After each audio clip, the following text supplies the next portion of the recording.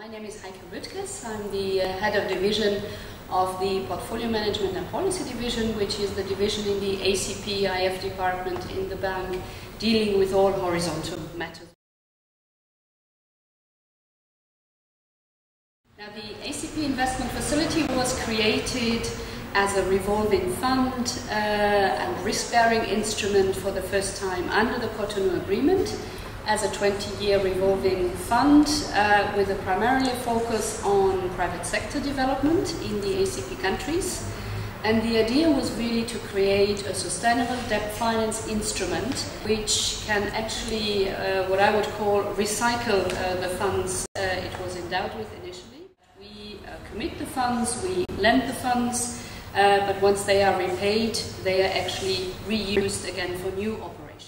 Just to give you also an order of magnitude, so since its start, which was then in 2003, so we are now looking back on a 10 years track record, the bank has financed operations in the ACP countries, but also the OCTs and South Africa in the order of magnitude of 6 billion euro. Over half of this, nearly 3.4 billion, went to projects financed under the investment facility. Approximately 205 projects, and of which 85% support the private sector actually directly. Under the investment facility, we do focus a lot on SMEs, so small and medium enterprises. And then we have 15% which went to the energy sector, and generally industry about 12%. Any given project should actually fulfill objectives under the Cotonou Agreement.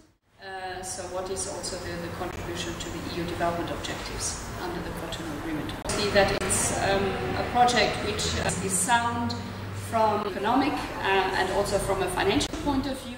We look also at technical aspects. We look at environmental and social aspects of any given project. The bank has also to look into what is its value added in this given project. So, because the idea is not to crowd out any commercial financing institution or any other partner. So what is really the value added the bank brings into the project? That may be, for example, in a given case that we can provide a loan for 10 years while the local financial sector wouldn't be prepared to give a 10 years loan. Or the case may be that we can add a blending component to it, for example, technical assistance in order to prepare the project properly.